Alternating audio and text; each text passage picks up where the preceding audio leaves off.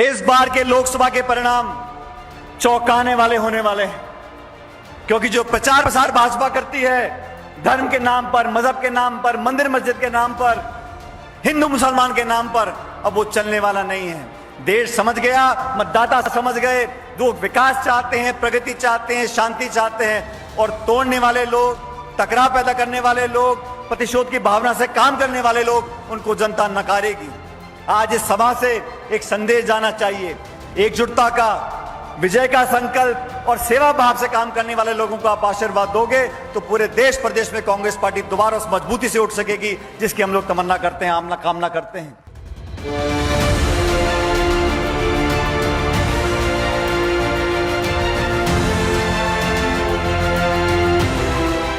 देश में लोकसभा चुनाव के बाद प्रचार प्रसार को लेकर स्टार प्रचारक धुआंधार प्रचार प्रसार कर चुनावी माहौल में उम्मीदवार की जीत में दम भरते हुए नजर आ रहे हैं। जहां एक और साल 2024 में भारतीय जनता पार्टी के विजय रथ को रोकने के लिए कांग्रेस और इंडिया गठबंधन के साथ ही चुनावी रैलियां कर प्रचार में लाव लश्कर के साथ साल 2024 के रण में उतर प्रचार को धार दे रहे हैं।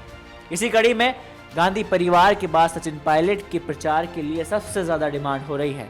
सचिन पायलट राजस्थान के कांग्रेस के एकमात्र ऐसे नेता हैं जिन्होंने राहुल गांधी के दोनों निर्वाचन क्षेत्र वायनाड और रायबरेली में चुनाव प्रचार प्रसार किया। मैं किसी पद पे रहूं या ना रहूं, मैं राजस्थान की जनता और नौजवानों की सेवा अपनी आखिरी सांस तक करता रहूंगा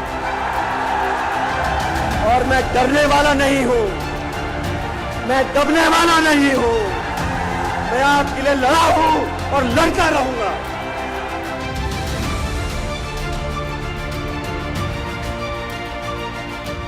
लोकसभा चुनाव में कांग्रेस की ओर से सचिन पायलट सियासी पिच पर ताबड़तोड़ बैटिंग कर रहे हैं। देश भर में सचिन पायलट अपनी जनसभाओं का शतक लगा चुके हैं।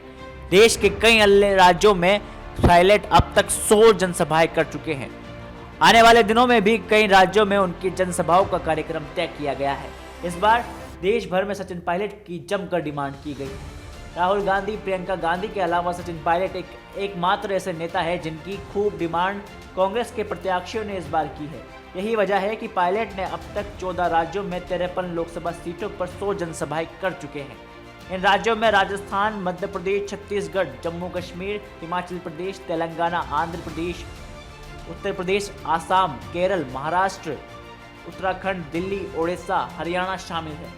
सचिन पायलट राजस्थान के एकमात्र ऐसे नेता है जिन्होंने राहुल गांधी के दोनों निर्वाचन क्षेत्र वायनाड और रायबरेली में चुनाव प्रचार प्रसार के लिए भेजा गया था। इसके अलावा ओडिशा में श्रीकांत जैना और हिसार में कुमारी शैलजा और मुंबई में वर्षा गायकवाड़, साथ ही गुरुग्राम में राज बब्बर के क्षेत्र में भी पायलट ने चुनावी सभा की और इन सभी के चुनावी प्रचार प्रसार को गाड़ दी। भारी बहुमत से भाजपा की पेटी बांध के यहां से हम भेज देंगे और यहां पर सरकार हम लोग बनाएंगे, कोई रोकने वाला नहीं है।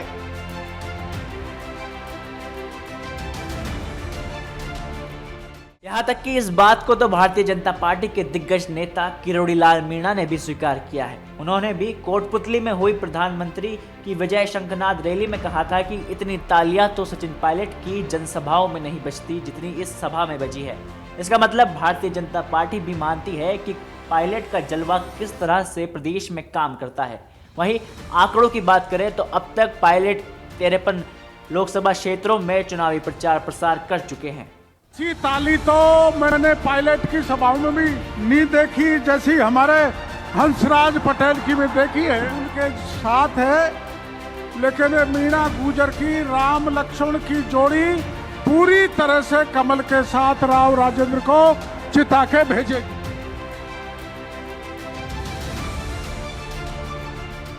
कांग्रेस के पास वर्तमान में 3 मुख्यमंत्री और आधा दर्जन पूर्व मुख्यमंत्री और कई प्रदेश अध्यक्ष हैं, लेकिन सेंट्रल वॉर रूम में लोकसभा प्रत्याशियों की मांग केवल और केवल गांधी परिवार और सचिन पायलट की है। सचिन पायलट ने इस चुनाव में राष्ट्रीय मुद्दों और केंद्रीय मुद्दों को लेकर मोदी सरकार को कई बार घेरा है। लोकसभा चुनाव के दौरान पायलट ने दावा किया है कि इंडिया गठबंधन की पूर्ण बहुमत से सरकार देश में बनने जा रही है। Bureau report, the fact India.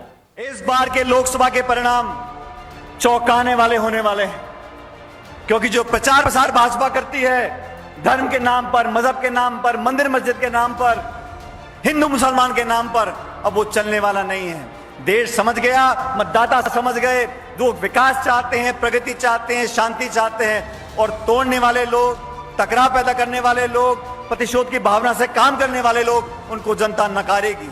आज इस सभा से एक संदेश जाना चाहिए, एकजुटता का, विजय का संकल्प और सेवा भाव से काम करने वाले लोगों को आप आशीर्वाद दोगे तो पूरे देश प्रदेश में कांग्रेस पार्टी दोबारा उस मजबूती से उठ सकेगी जिसकी हम लोग तमन्ना करते हैं, आमना कामना करते हैं।